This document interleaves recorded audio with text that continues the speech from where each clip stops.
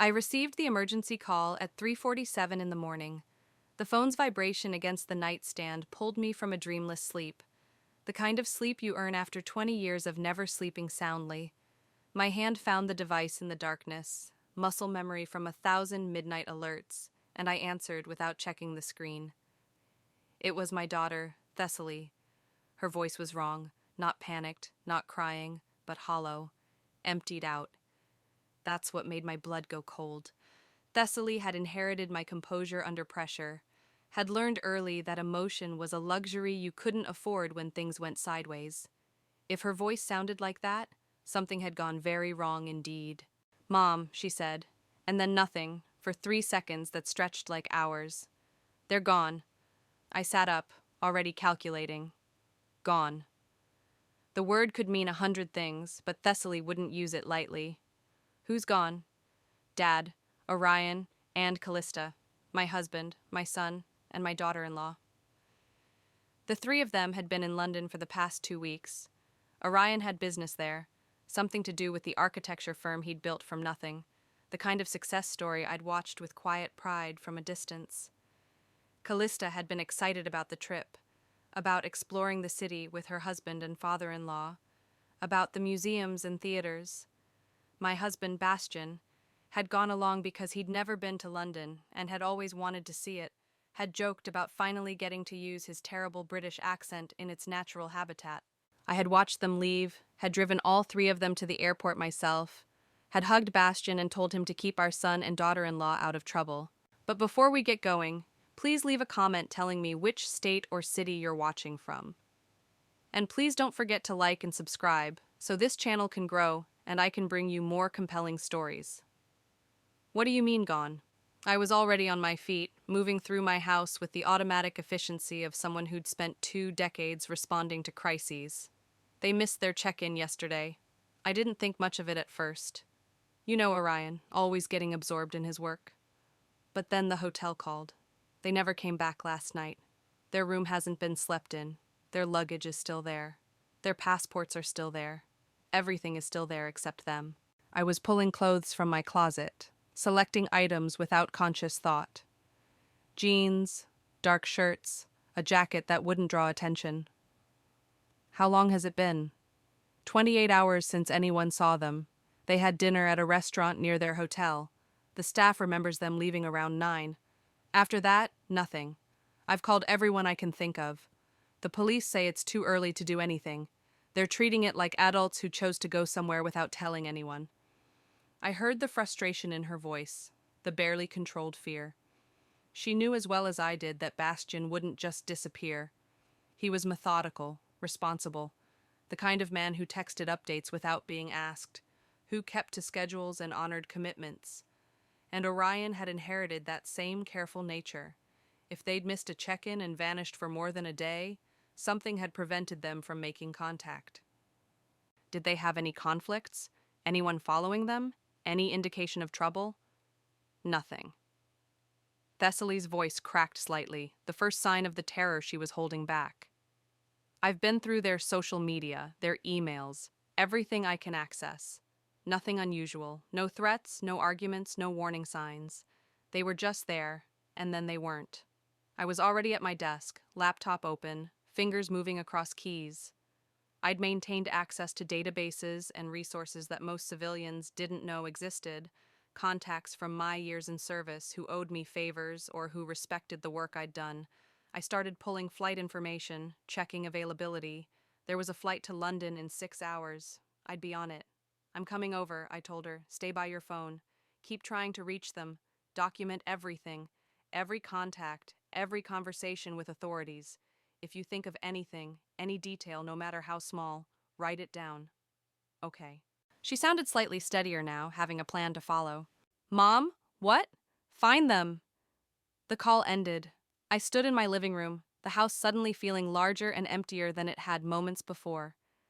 The photographs on the mantel caught my eye.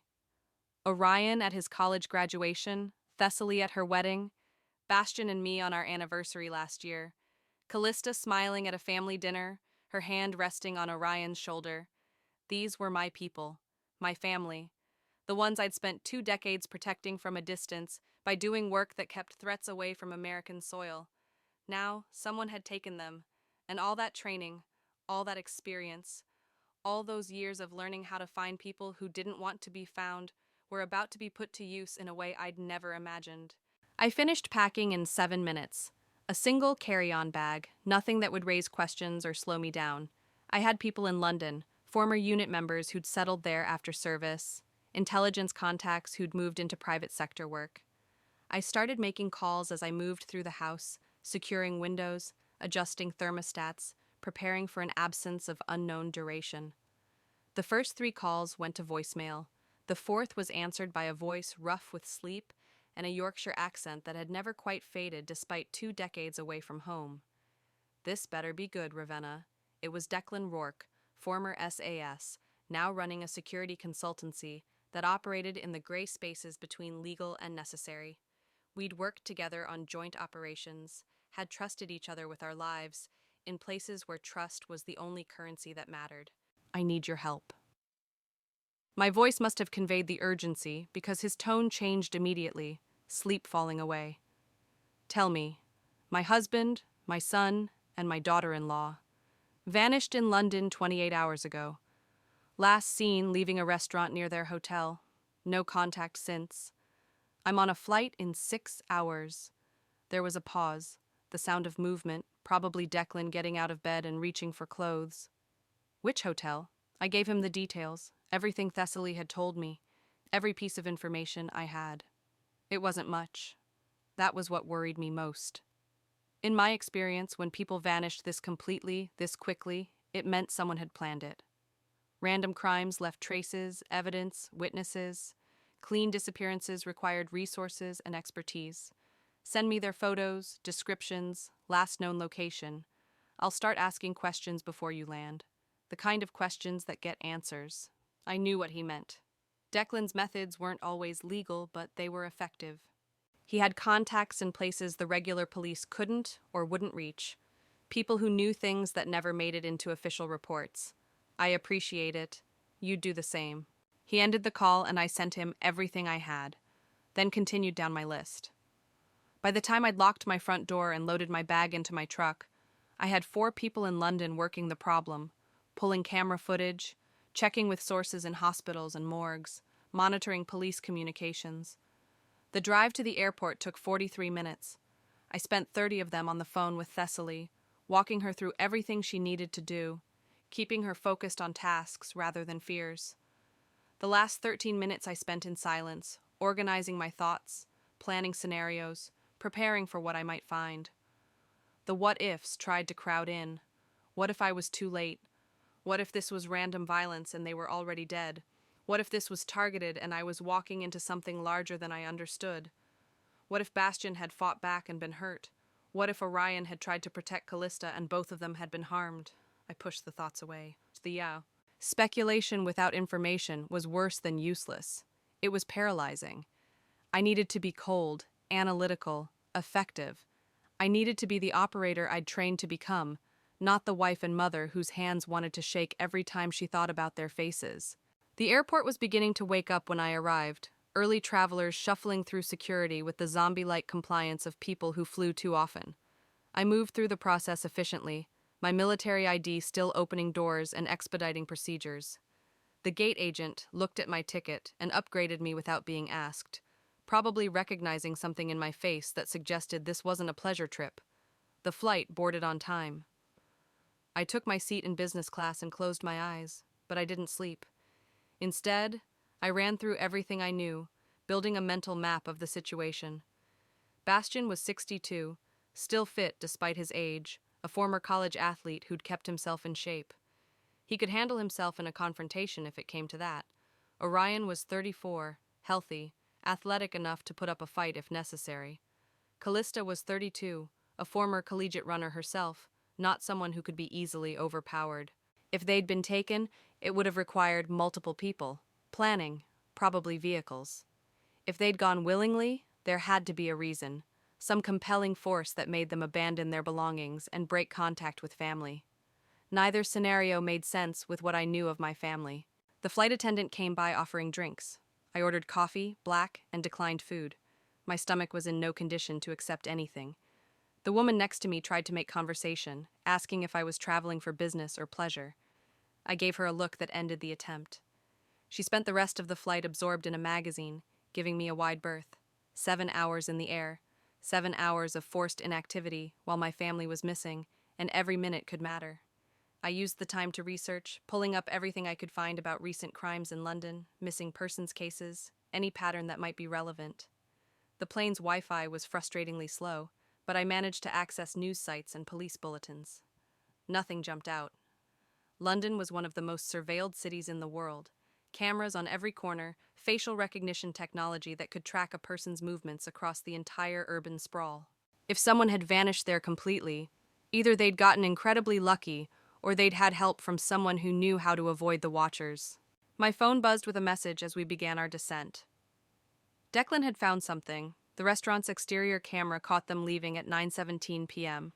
They turned left, heading toward their hotel. Next camera, 2 blocks away, shows them passing at 9:24. Your husband was walking between your son and daughter-in-law, talking animatedly.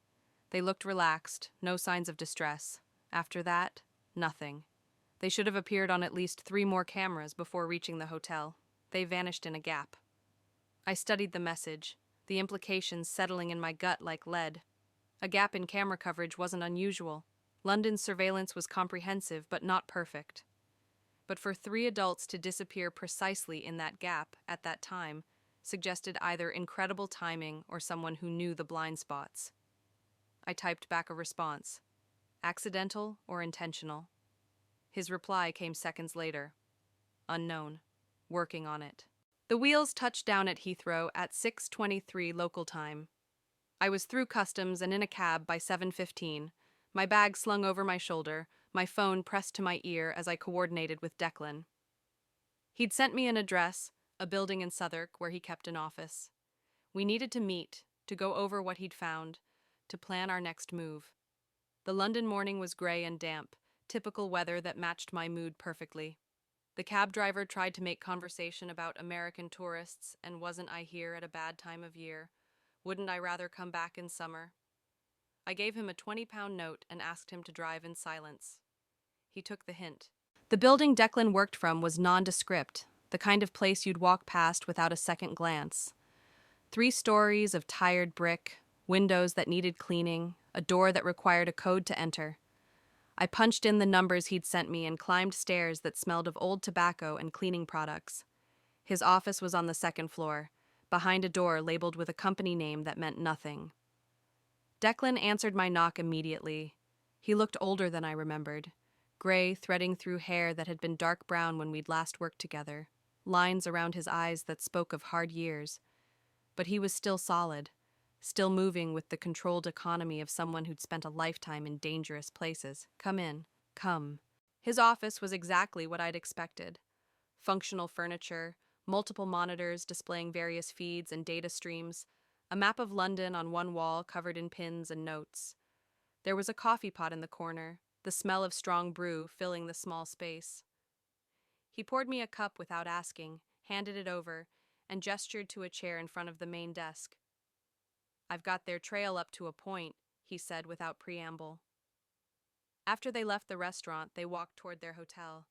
The camera coverage shows them moving normally, no signs of distress, no one obviously following them. Your husband was telling some story, gesturing with his hands. Your son and daughter-in-law were laughing.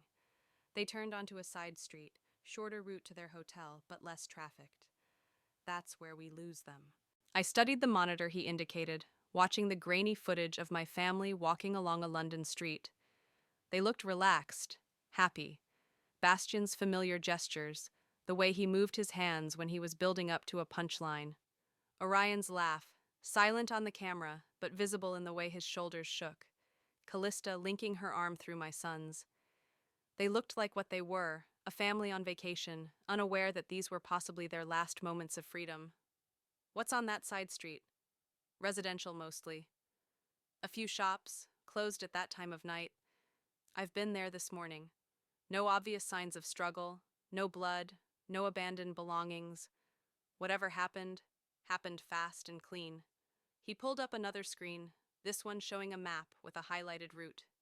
Here's what I think. That street has 3 exits. One leads back to the main road and more cameras. One leads to a dead end. Backs of buildings, nowhere to go. The third leads to a small mews, private parking for residents. If I were taking someone off the street without being seen, that's where I'd do it. Vehicle waiting in the mews, grab them fast, drive out the other side, which leads to a different street with conveniently broken cameras. Convenient. Declan's expression was grim. Too convenient. Those cameras have been out for 3 weeks. Council keeps saying they'll fix them, but you know how it is. Budget problems, priorities elsewhere, makes me think someone was watching, waiting for the right opportunity. Why them? I asked the question that had been burning in my mind since Thessaly's call. Why my family? What would anyone want with an architect, his wife, and a retired professor? Declan leaned back in his chair, studying me with the assessing gaze of someone trying to decide how much to say. That's the question, isn't it? I've put out feelers, checked with contacts in various organizations. No ransom demands have surfaced. No bodies have turned up. No chatter in the usual places where criminal enterprises discuss their business. It's like they stepped off the edge of the world. Unless it's not about them. I felt my jaw tighten. What do you mean? You've made enemies over the years, Ravenna. We both have. People with long memories and resources to act on old grudges. Maybe someone decided the best way to hurt you wasn't to come after you directly, but to take what you love most. The thought had occurred to me during the flight, had been lurking in the back of my mind like a poisonous spider. The operations I'd been part of, the decisions I'd made, the people who'd ended up dead because of actions I'd authorized or executed. There were dozens, maybe hundreds of individuals who might want revenge, but most of them were dead themselves, or imprisoned, or had moved on to other conflicts. The idea that someone had held a grudge for years, had waited and watched and planned, seemed almost paranoid. Almost. I need names, I said. Anyone who might have the capability and motivation, anyone with connections to London, anyone who's made threats or shown interest in my family. Declan nodded, already pulling up files on another monitor. I've started a list. It's not short. We're going to need to narrow it down, prioritize based on recent activity and known resources. But Ravenna, if this is what I think it is, we're not dealing with street criminals or opportunists. We're dealing with professionals, which means my family is either leverage for something or they're in immediate danger, or both. The words hung in the air between us, the grim reality of the situation crystallizing. If this was a targeted abduction, the people who had taken them were skilled enough to evade one of the world's most comprehensive surveillance networks. They'd planned carefully, waited for the right moment, executed flawlessly. That level of competence usually came with specific goals, and the willingness to do whatever was necessary to achieve them. My phone rang. Thessaly. I answered immediately. Mom, have you landed? Are you in London? I'm here. I'm with someone who's helping me investigate. Have you heard anything? Her voice broke slightly. They called. Who called? I don't know. The number was blocked. A woman's voice distorted, like she was using a voice changer. She said if I wanted to see them again, I needed to deliver a message to you. My blood went cold. What message? She said to tell you that payment is due for services rendered. She said you'd know what that meant.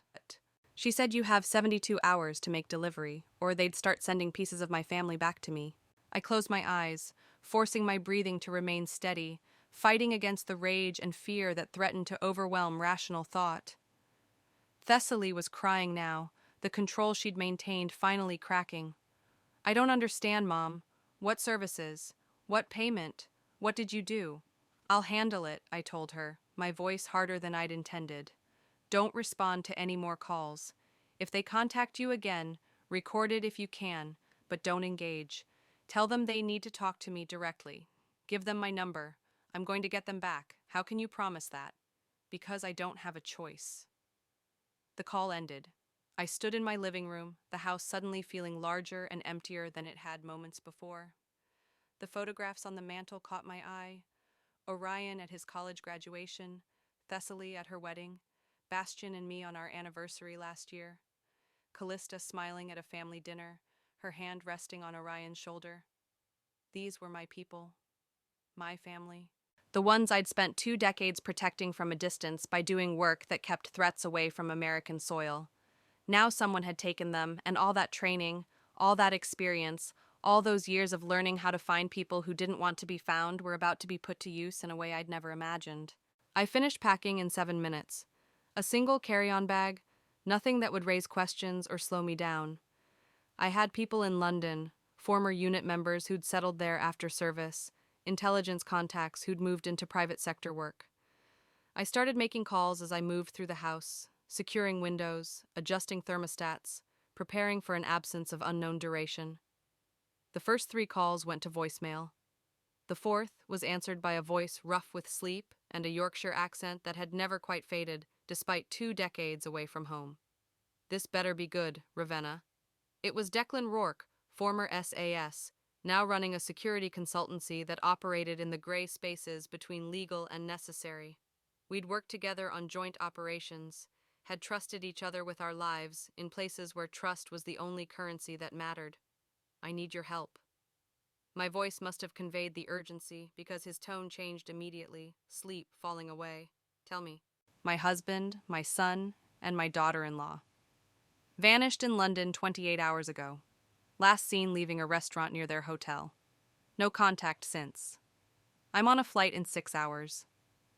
There was a pause, the sound of movement, probably Declan getting out of bed and reaching for clothes. Which hotel? I gave him the details, everything Thessaly had told me, every piece of information I had. It wasn't much. That was what worried me most. In my experience, when people vanished this completely, this quickly, it meant someone had planned it. Random crimes left traces, evidence, witnesses. Clean disappearances required resources and expertise. Send me their photos, descriptions, last known location. I'll start asking questions before you land, the kind of questions that get answers. I knew what he meant. Declan's methods weren't always legal, but they were effective. He had contacts in places the regular police couldn't or wouldn't reach, people who knew things that never made it into official reports. I appreciate it. You'd do the same. He was right. I ended the call and sent him everything I had, then continued down my list. By the time I'd locked my front door and loaded my bag into my truck, I had 4 people in London working the problem, pulling camera footage, checking with sources in hospitals and morgues, monitoring police communications. The drive to the airport took 43 minutes. I spent 30 of them on the phone with Thessaly, walking her through everything she needed to do, keeping her focused on tasks rather than fears. The last 13 minutes I spent in silence, organizing my thoughts, planning scenarios, preparing for what I might find. The what-ifs tried to crowd in. What if I was too late? What if this was random violence and they were already dead? What if this was targeted and I was walking into something larger than I understood? What if Bastian had fought back and been hurt? What if Orion had tried to protect Calista and both of them had been harmed? I pushed the thoughts away. Speculation without information was worse than useless. It was paralyzing. I needed to be cold, analytical, effective. I needed to be the operator I'd trained to become, not the wife and mother whose hands wanted to shake every time she thought about their faces. The airport was beginning to wake up when I arrived. Early travelers shuffling through security with the zombie-like compliance of people who flew too often. I moved through the process efficiently, my military ID still opening doors and expediting procedures. The gate agent looked at my ticket and upgraded me without being asked, probably recognizing something in my face that suggested this wasn't a pleasure trip. The flight boarded on time. I took my seat in business class and closed my eyes, but I didn't sleep. Instead, I ran through everything I knew, building a mental map of the situation. Bastian was 62, still fit despite his age, a former college athlete who'd kept himself in shape. He could handle himself in a confrontation, if it came to that. Orion was 34, healthy, athletic enough to put up a fight if necessary. Calista was 32, a former collegiate runner herself, not someone who could be easily overpowered. If they'd been taken, it would have required multiple people, planning, probably vehicles. If they'd gone willingly, there had to be a reason. some compelling force that made them abandon their belongings and break contact with family. Neither scenario made sense with what I knew of my family. The flight attendant came by offering drinks. I ordered coffee, black, and declined food. My stomach was in no condition to accept anything.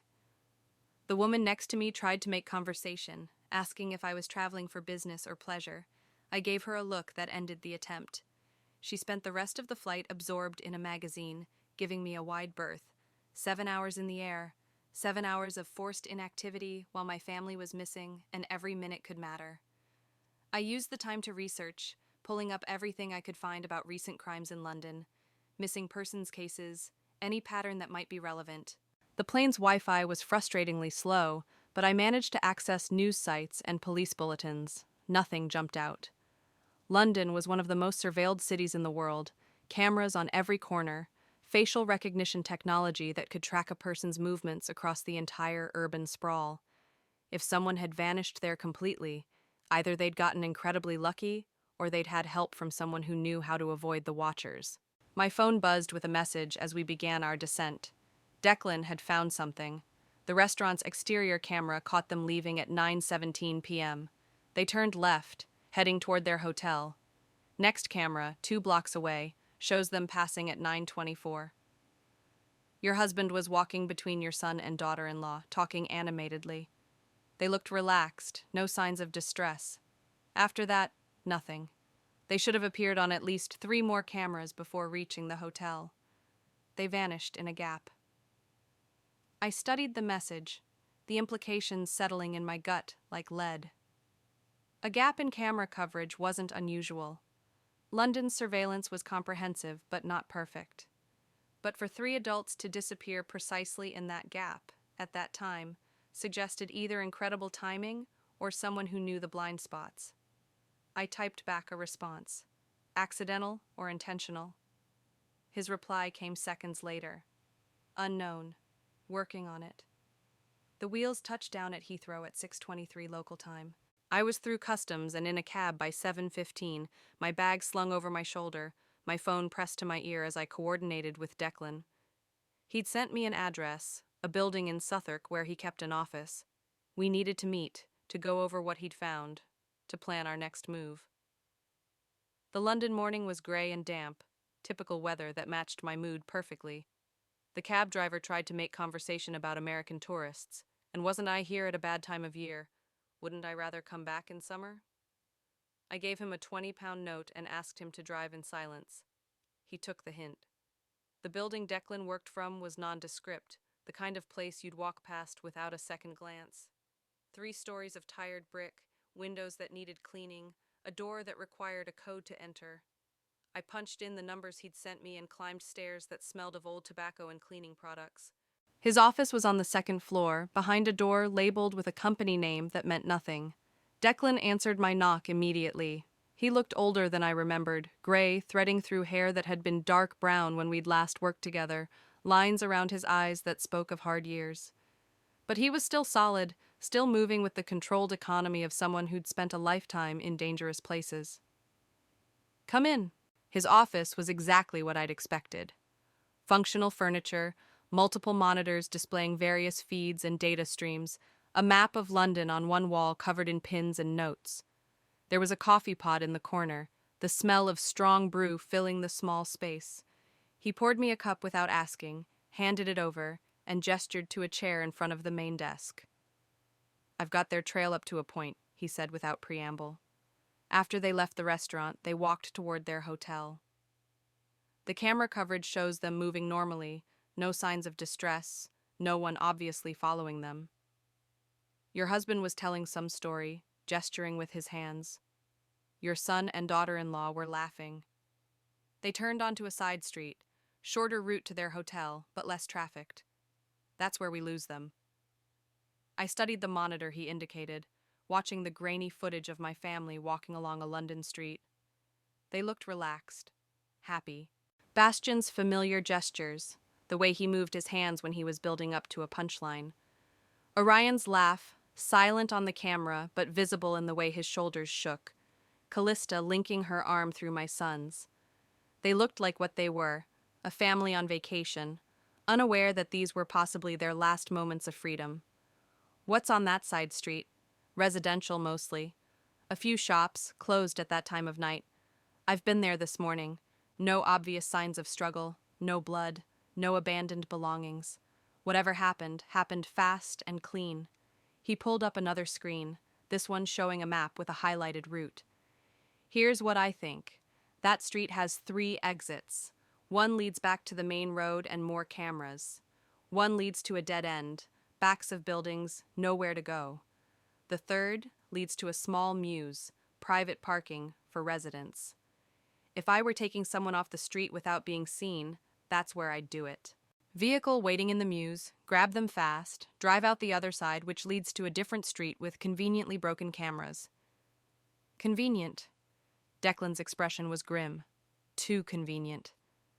Those cameras have been out for 3 weeks. Council keeps saying they'll fix them, but you know how it is. Budget problems, priorities elsewhere. Makes me think someone was watching, waiting for the right opportunity. Why them? I asked the question that had been burning in my mind since Thessaly's call. Why my family? What would anyone want with an architect, his wife, and a retired professor? Declan leaned back in his chair, studying me with the assessing gaze of someone trying to decide how much to say. That's the question, isn't it? I've put out feelers, checked with contacts in various organizations. No ransom demands have surfaced. No bodies have turned up. No chatter in the usual places where criminal enterprises discuss their business. It's like they stepped off the edge of the world. Unless it's not about them. I felt my jaw tighten. What do you mean? You've made enemies over the years, Ravenna. We both have. People with long memories and resources to act on old grudges. Maybe someone decided the best way to hurt you wasn't to come after you directly, but to take what you love most. The thought had occurred to me during the flight, had been lurking in the back of my mind like a poisonous spider. The operations I'd been part of, the decisions I'd made, the people who'd ended up dead because of actions I'd authorized or executed. There were dozens, maybe hundreds of individuals who might want revenge, but most of them were dead themselves, or imprisoned, or had moved on to other conflicts. The idea that someone had held a grudge for years, had waited and watched and planned, seemed almost paranoid. Almost. I need names, I said. Anyone who might have the capability and motivation. Anyone with connections to London. Anyone who's made threats or shown interest in my family. Declan nodded, already pulling up files on another monitor. I've started a list. It's not short. We're going to need to narrow it down, prioritize based on recent activity and known resources. But Ravenna, if this is what I think it is, we're not dealing with street criminals or opportunists. We're dealing with professionals. Which means my family is either leverage for something or they're in immediate danger. Or both. The words hung in the air between us, the grim reality of the situation crystallizing. If this was a targeted abduction, the people who had taken them were skilled enough to evade one of the world's most comprehensive surveillance networks. They'd planned carefully, waited for the right moment, executed flawlessly. That level of competence usually came with specific goals and the willingness to do whatever was necessary to achieve them. My phone rang. Thessaly. I answered immediately. Mom, have you landed? Are you in London? I'm here. I'm with someone who's helping me investigate. Have you heard anything? Her voice broke slightly. They called. Who called? I don't know. The number was blocked. A woman's voice, distorted, like she was using a voice changer. She said if I wanted to see them again, I needed to deliver a message to you. My blood went cold. What message? She said to tell you that payment is due for services rendered. She said you'd know what that meant. She said you have 72 hours to make delivery, or they'd start sending pieces of my family back to me. I closed my eyes, forcing my breathing to remain steady, fighting against the rage and fear that threatened to overwhelm rational thought. Thessaly was crying now, the control she'd maintained finally cracking. I don't understand, Mom. What services? What payment? What did you do? I'll handle it, I told her, my voice harder than I'd intended. Don't respond to any more calls. If they contact you again, record it if you can, but don't engage. Tell them they need to talk to me directly. Give them my number. I'm going to get them back. How can you promise that? Because I don't have a choice. The call ended. I looked at Declan, saw my own grim understanding reflected in his expression. He'd heard enough to get the gist. Payment due for services rendered. Those words meant something specific in our world, a reference to debts and obligations from operations that officially never happened. Someone from my past had come collecting, and they'd taken the only currency that mattered to me. I need that list now, I said, and I need you to help me figure out who has both the capability to pull this off and a reason to want something from me badly enough to do it this way. Declan was already moving, pulling files, making calls, his own network activating in response to the urgency in my voice. While he worked, I sat in the chair and let my mind travel back through the years, through the operations and missions, through the faces of people I'd killed or captured or betrayed, in service of objectives that had seemed critical at the time. The list of potential enemies was long. The list of those with the resources and skill to execute this kind of operation was shorter. The intersection of those two lists gave me perhaps a dozen names, maybe fewer. One of them had my family. One of them thought I had something they wanted, or could do something they needed, or possessed information they required. One of them had made the catastrophic mistake of believing that taking my husband and son and daughter-in-law would give them leverage over me. They were right that it gave them leverage. They were wrong if they thought it would make me compliant.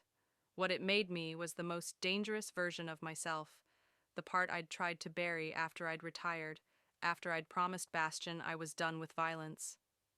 That part was awake now, cold and focused, and absolutely committed to one objective.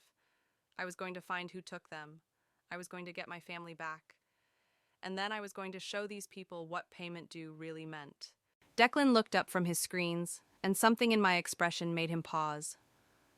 Ravenna, he said quietly, I know what you're thinking, but we need to be smart about this. We need to investigate, gather intelligence, plan carefully. If we go in hard without knowing what we're facing, we could get them killed. I'm aware, I said, my voice level. But understand this, I have 72 hours. That's not much time for careful investigation. So we're going to work smart and fast. We're going to use every contact, every resource, every bit of leverage we have. And if we run out of time before we run out of options, then we're going to make some choices that won't be careful at all. He nodded slowly. I was hoping you'd say that. The hunt had begun. The first name on Declan's list was a ghost. Literally, that's what we'd called her during the operations where our paths had crossed. Xiomara Kensington, former MI6, had supposedly died in a car bombing in Prague 7 years ago. The funeral had been small, the casket closed, the whole thing wrapped up quickly and quietly. But there'd always been rumors that the bombing had been staged, that Kensington had used the chaos of post-Cold War intelligence reshuffling to disappear herself, to start over somewhere with new papers and a new life. If those rumors were true, if Kensington was alive, she had both the capability and the motivation to pull off something like this. I'd been part of the team that had burned her network in Berlin back in the early 2000s, had personally fed information to the German authorities that led to the arrest of 3 of her most trusted operatives. One of them had died in custody. The others had disappeared into the prison system. Kensington would remember. Women like that always did. Do we have any recent sightings? I asked, studying the file Declan had pulled up on his screen. The photograph showed a woman in her 60s now, but the image was old, probably from before her supposed death. Sharp features, cold eyes, the kind of face that could be anyone in a crowd or the most memorable person in a room depending on what the situation required. Nothing confirmed, Declan said. But there's been some chatter. A fixer operating out of Berlin, using the same methods Kensington preferred, handling jobs that require the kind of expertise she specialized in. Could be a copycat, could be a protege, or could be the woman herself. Where in Berlin? Kreuzberg. Underground scene. Criminal networks that don't advertise their existence. If she's there and we want to find her, we're going to need to get creative. I know people in Berlin, I said. People who owe me. How fast can we get there? Declan checked his watch. 3 hours if we leave now. Private airfield I use, pilot who doesn't ask questions. But Ravenna, if we're wrong about this, if we chase Kensington and she's not involved, We waste time we don't have. So we split up. I'll take Berlin. You keep working the London angle. Someone local had to help with logistics, provide the vehicle, do the ground surveillance. Find them. Find out who they've worked for recently, what jobs they've taken, who's been paying. Declan nodded, already pulling up additional screens. I've got a few leads there. Security consultants who've gone private, former police who've crossed over into less legal work. Give me 6 hours and I'll have names and addresses. 6 hours, I agreed. Then I want everything you found. Every detail, every connection, every hint. We're not going to have time for second chances. I left Declan's office and made my way back to street level. The morning had progressed while we'd been working. London waking up fully now, traffic building, pedestrians filling the sidewalks. I caught a cab to a different address, this one in Whitechapel, a flat belonging to another former operator who'd settled in London after her service ended. Gideon Shaw had been Royal Marine Commandos before transitioning to more specialized work. We'd run parallel operations in the Balkans, had crossed paths enough times to build mutual respect. When she'd retired, she'd bought a building in East London, lived in the top flat, and rented out the rest. It was a good life for a woman who'd seen too much darkness, quiet and stable and far from the world we'd inhabited. She answered her door on the second knock, looking me up and down with eyes that missed nothing. Ravenna, didn't expect to see you in London. Shaw, I need help. She stepped aside without another word, letting me into her flat. It was neat and spare, the home of someone who'd learned to live with minimal possessions. A single chair faced a window overlooking the street. A small kitchen occupied one corner. A door led to what I assumed was a bedroom. Tell me, she said simply. I gave her the abbreviated version. My family missing, the phone call, the 72-hour deadline, the belief that this was connected to my past operations. Shaw listened without interrupting, her expression growing harder as I spoke. When I finished, she walked to her bedroom and returned with a locked box. She opened it to reveal a pistol, magazines, and several passports. How many people do you need? Just information right now. I'm heading to Berlin to chase down a lead. I need someone watching London in case anything breaks here. I need eyes I can trust absolutely. Shaw nodded. Consider it done. I'll coordinate with Rourke. If anything moves in this city related to your family, you'll know about it before the police do. I felt the tightness in my chest ease slightly. Having people like Shaw and Declan on my side changed the equation. These weren't civilians who'd panic or hesitate. These were operators who understood the stakes and knew how to work in the shadows. I left Shaw's flat and caught another cab, this time to a shopping district where I could pick up items I'd need. A burner phone, purchased with cash, a change of clothes, nothing that would stand out, a small backpack to carry everything, basic supplies that might be necessary depending on how the next few days went. The private airfield Declan had mentioned was outside London proper, a small facility used by corporate jets and wealthy individuals who wanted to avoid the crowds at Heathrow. The pilot was waiting when I arrived, a taciturn man in his 50s who introduced himself only as Captain Lee and didn't ask why I needed to get to Berlin quickly. The flight was smooth and fast, the small jet eating up the distance efficiently. I spent the time going through the Kensington file again, memorizing details, building a mental picture of the woman I was hunting. If she really had staged her death and was operating in Berlin under a new identity, she'd be careful, paranoid, hard to approach. But everyone had patterns, habits, weaknesses. I just had to find hers. We landed at a small airport outside Berlin as the afternoon was fading into evening. I'd lost track of the time zones and the hours, operating on adrenaline and the urgency of the ticking clock. 59 hours remained until the deadline. The city felt different from London. Grittier, more raw, the scars of history still visible in unexpected places. I'd been here before, years ago, during operations that seemed like they'd happened to someone else. The Berlin I'd known then was still finding its identity after reunification. The Berlin I saw now had settled into something new, confident, complicated. I took a taxi into Kreuzberg, the neighborhood where Kensington was supposedly operating. It was the kind of area where questions weren't welcome and attention was avoided. Graffiti-covered walls, small businesses operated behind barred windows. People moved with the wariness of those who'd learned not to trust easily. Perfect cover for someone who wanted to disappear. The address Declan had given me was for a bar, the kind of place that opened early and stayed open late, that catered to a clientele who wanted privacy and anonymity. I walked in just after 7, my eyes adjusting to the dim interior, cataloging exits and potential threats automatically.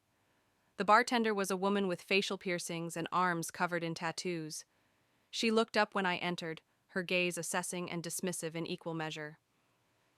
I ordered a beer in serviceable German and took a seat at the bar where I could watch the door and the room. The place was maybe a third full, locals mostly, people who looked like they belonged here. I was conscious of being the outsider, the American with the wrong clothes and the wrong bearing. After 20 minutes, a man slid onto the stool next to mine. He was younger than me, maybe 40, with the kind of alertness that marked him as someone who paid attention professionally. He ordered vodka and didn't look at me directly.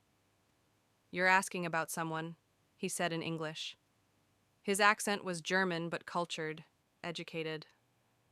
That's dangerous in this neighborhood. Word spreads fast. I took a drink of my beer. "I'm looking for information, not trouble." The man smiled slightly. "Information is trouble, especially the kind you're seeking." He knew why I was here. That meant either Declan's inquiries had been noticed, or this neighborhood had watchers who reported on strangers asking questions about ghosts. Either way, I was already compromised.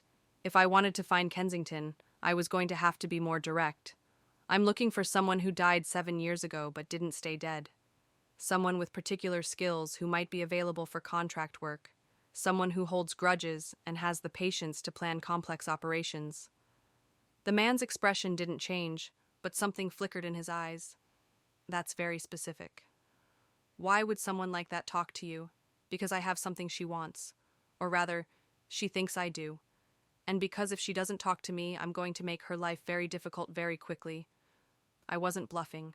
If Kensington was involved in my family's disappearance, if she thought she could use them as leverage to extract something from me, she needed to understand that approach had consequences. The man finished his vodka and stood. "Wait here. Don't order another drink. Don't talk to anyone. If you're lucky, someone will come talk to you. If you're not lucky, you should leave Berlin before morning." He walked out, leaving me alone at the bar. The bartender was watching me now, no longer pretending disinterest. I met her gaze and saw calculation there, a decision being made about whether I was a problem or just passing through. I stayed still, unthreatening, but ready. 15 minutes passed. The bar filled up slightly, more people drifting in as evening deepened.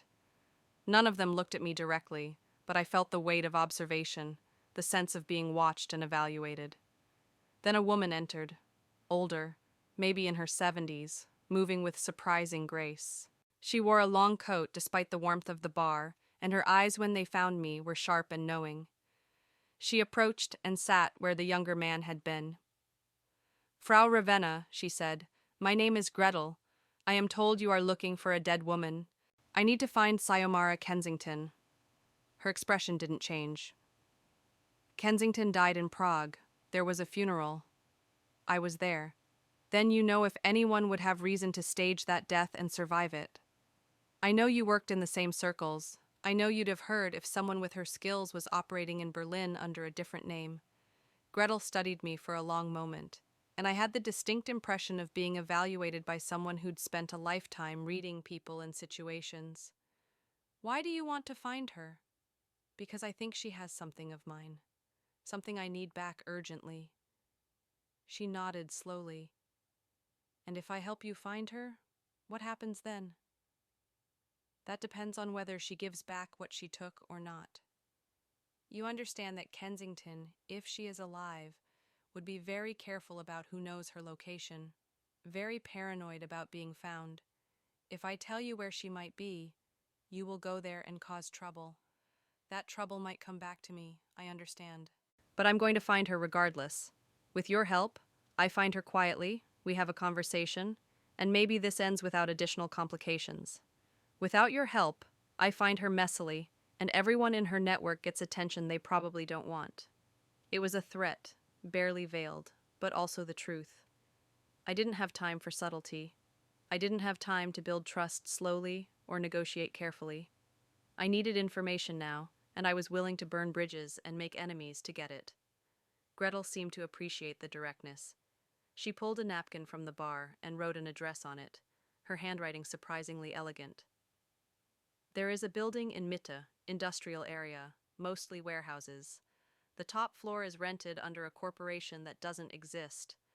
The woman who runs her business from there is not Sayomara Kensington. Her name is Clara Reinhardt. But she has Kensington's mannerisms, her methods, her cautious nature. I think you will find what you seek there.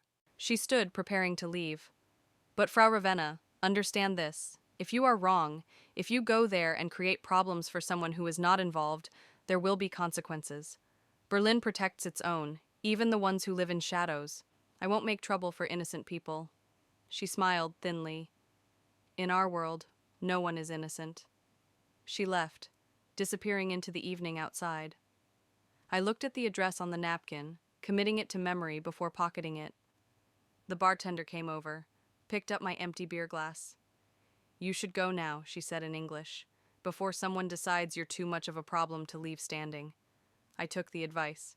The night air outside was cooler, refreshing after the closeness of the bar. I walked away from the neighborhood, putting distance between myself and the watchers, then caught a taxi to take me to Mitte.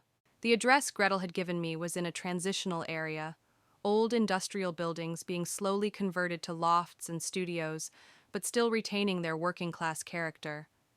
The specific building she'd indicated was 5 stories, brick and concrete, loading docks at ground level. Lights were visible on the top floor, the rest of the structure dark. I paid the taxi driver and walked past the building without stopping, surveying the area. There were no obvious security measures visible from the street, but that meant nothing. Someone like Kensington would have layers of protection, electronic surveillance at minimum, possibly armed security if she felt threatened enough. I circled the block, noting exit routes, potential approaches, sight lines. The building next door had a fire escape that might provide access to the roof. The loading dock had a service entrance that looked unused, rust on the hinges suggesting it hadn't been opened in months. The main entrance was secured with a keypad lock, the kind that would log entry attempts and alert occupants to unauthorized access. Breaking in directly wasn't an option, not without better intelligence and more time. I found a spot across the street with a clear view of the building's entrance and settled in to watch. The neighborhood was quiet at this hour, a few pedestrians passing by but no one lingering. I had perhaps 48 hours left before the deadline. I couldn't afford to waste time on a stakeout that might yield nothing. My phone buzzed. A message from Declan. Found something. Call when you can. I stepped further into the shadows and dialed his number. He answered on the first ring. Talk to me.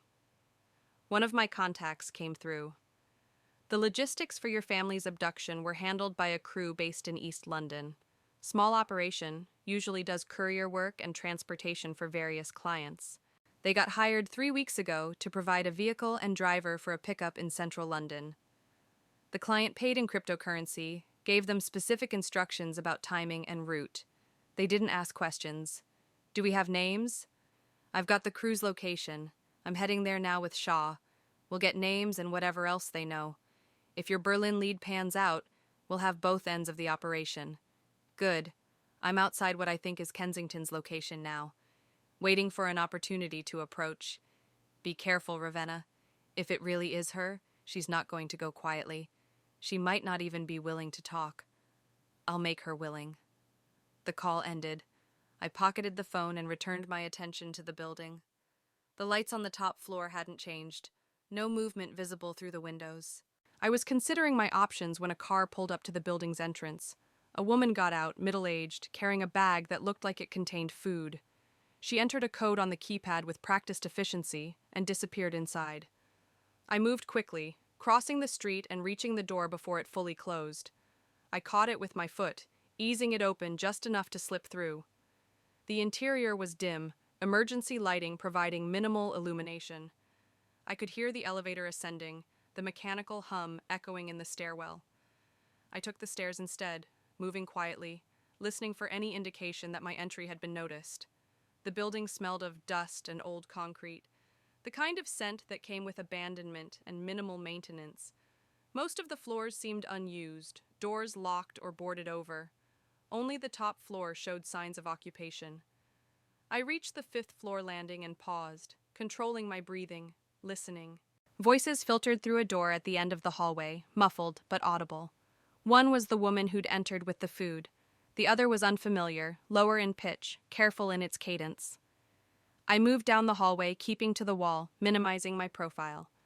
The door was solid, no window, no way to see inside without opening it. I pressed my ear against the wood, straining to hear. The voices were clearer now. The woman with the food was speaking in German, something about a delivery schedule and payment terms. The other voice responded in English, accented but fluent. Tell them the timeline hasn't changed. 72 hours from initial contact. If the package isn't delivered, we proceed to the next phase. My heart hammered against my ribs. The timeline matched what Thessaly had been told. The phrasing suggested an operation in progress, leverage being applied. This was the right place. The question was how to proceed. I could kick in the door, rely on surprise and speed to gain the upper hand. But if there were more people inside than just the two I'd heard, if Kensington had security I hadn't accounted for, I'd lose the advantage quickly. And I needed information more than I needed a fight. I needed to know where my family was being held, who else was involved, what the end game was. The door opened without warning. The woman with the food stepped out, nearly colliding with me.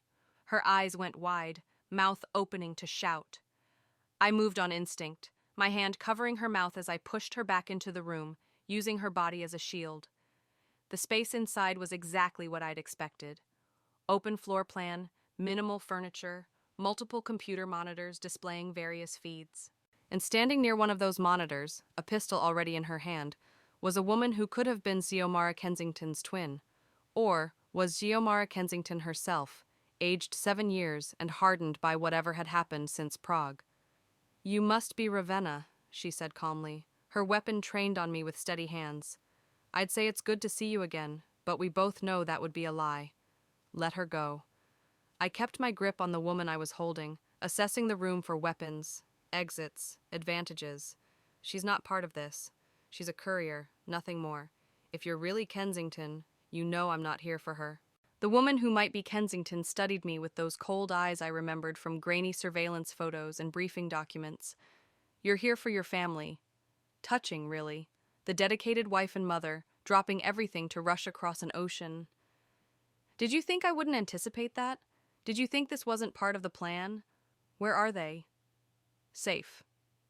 For now. Their continued safety depends entirely on whether you're willing to be reasonable. "I have something you want," I said, gambling on the assumption that drove this entire operation. "Whatever you think I know, whatever you think I have access to, I'm willing to negotiate, but only if I know they're alive and unharmed." Kensington gestured with her free hand, and one of the monitors changed feeds. The image showed a room, windowless, lit by overhead fluorescents. 3 people sat in chairs, hands bound but not gagged. Bastian, Orion, and Calista. My breath caught. They looked tired, frightened, but physically intact. No visible injuries, no signs of abuse. As I watched, Bastian said something to Orion, his mouth moving in the familiar pattern I'd seen 10,000 times across 30 years of marriage. My son responded, then Calista added something that made both men attempt smiles. They were trying to keep each other's spirits up, to maintain hope in a situation that must have seemed hopeless. "The feed is live," Kensington said. "As you can see, they're being well treated. Food, water, basic necessities all provided. That continues as long as you cooperate. The moment you become difficult, things change. What do you want?" The question I'd been asking since Thessaly's first call, now directed at the person who actually had answers. "Information," Kensington said simply. "During the Berlin operation in 2003, you extracted files from my network. Those files contained details about an account, a failsafe I'd established years earlier, access codes, location data, verification protocols. I want those files back. I don't have them. I never took physical possession. Everything was turned over to my handlers immediately. You were part of the extraction team. You had access to the data before it went up the chain. I know you kept copies. People in our line of work always keep insurance. I shook my head slowly. Even if I had kept copies, which I didn't, that was over 20 years ago. Data stored on the technology available then would be corrupted or lost by now. The files wouldn't be readable. Kensington's expression hardened. Don't insult my intelligence. You are one of the best at what you did. Thorough, careful, always thinking 3 moves ahead. You kept copies because you understood that knowledge is survival, and you would have migrated that data to current formats, updated it, maintained it, just like I would have done. You're giving me credit for more paranoia than I actually possessed. My voice was steady despite the fear and anger roiling in my gut. I did my job, completed my missions, and went home. I didn't keep trophies or insurance files. I didn't expect to need leverage against my own government or my former colleagues. Then your family is going to die. The words were delivered without emotion, a simple statement of fact. Starting with your husband, since he's the eldest, and his loss would hurt you most personally. Then your daughter-in-law, because losing her would destroy your son even before his own death. And finally your son himself, so your last memory of him is watching him grieve and suffer and lose hope, unless you give me what I want. The woman I was still holding had gone completely still, probably recognizing the stakes of the conversation happening around her. I loosened my grip slightly but didn't release her.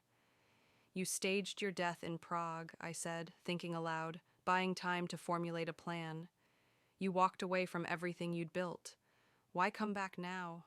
Why risk exposure after 7 years of successful hiding? Because the account I mentioned contains something more valuable than money. Kensington's voice held an edge now, the first crack in her controlled facade. It contains names. People I worked with, people I protected, people who owe me their lives and freedom.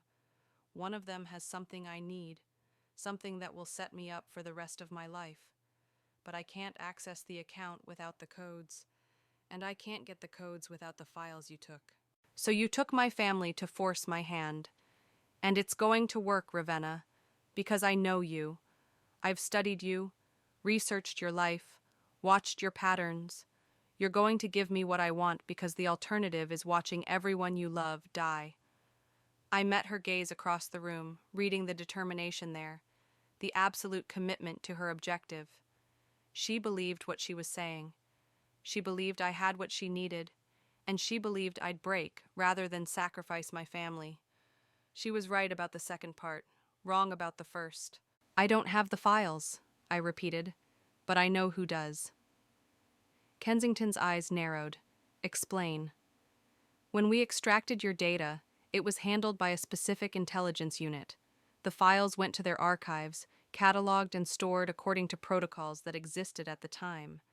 Those protocols required physical and digital copies, redundancy in case of system failures. If those files still exist, they're in a secure facility maintained by that unit. The files I supposedly kept would be useless compared to the originals. And where is this facility? I don't know the current location. Security protocols meant field operators didn't have that information, but I know someone who would. Someone with access to archives from that era. Kensington studied me for a long moment, weighing my words for truth or deception. Who? My former handler. The man who ran our team during the Berlin operations. He'd have the clearances, the access, the ability to retrieve files from long-term storage. If I ask him, if I explain the situation, he might be able to help. And why would he do that? Why would he compromise operational security to help you? Because he owes me. I saved his life in Sarajevo during an operation that went sideways. He's the type who remembers debts, who believes in honoring obligations. If I tell him my family's lives depend on getting those files, he'll find a way. Kensington lowered her pistol slightly, thinking. When I last worked with him, he was based out of Virginia. He'd be retired by now, probably living somewhere quiet. How long would it take you to locate him and make the request? 24 hours, maybe less. I have contacts who can find him quickly, but I need assurances that my family stays safe while I'm working on this. I need to talk to them, verify their condition. And I need your word that when I deliver the files, they'll be released immediately. My word, Kensington said with a bitter smile. You want the word of a woman who faked her death and kidnapped your family. What makes you think my word means anything? Because you're a professional. This is business, not personal. You've kept them alive and unharmed so far because dead hostages have no leverage. You'll keep that approach because it makes tactical sense. And when you get what you want, their continued captivity becomes a liability. Releasing them is the smart play. She considered this, then nodded slowly. You have 36 hours. Locate your handler, get the files, deliver them to a location I'll specify. Do that, and your family walks away. Fail, and they die. Simple equation. I need to speak with them first. Proof of life. And I need to tell my husband what's happening. He'll be worried, and I need him to stay calm. Kensington gestured to the monitor showing the feed. You'll have 2 minutes. Make it count. She moved to a computer, typed something, and I heard a phone ringing through the monitor's speakers. After a moment, someone in the room with my family answered it. A man's voice, muffled by distance from the camera. The woman on the phone wants to talk to the husband. Bastian's head came up, hope and fear warring on his face. He said something I couldn't hear, and the unseen guard must have brought a phone to him. His voice came through the speakers, shaky but controlled. Hello? Bastian, I said, my own voice threatening to break. It's me. Oh God. Ravenna, what's happening? Where are we? Why are we being held? Are you safe? I'm safe. I'm working on getting you out. All 3 of you. I need you to stay calm. Keep Orion and Calista calm. This is going to be resolved soon. Do you understand? Yes.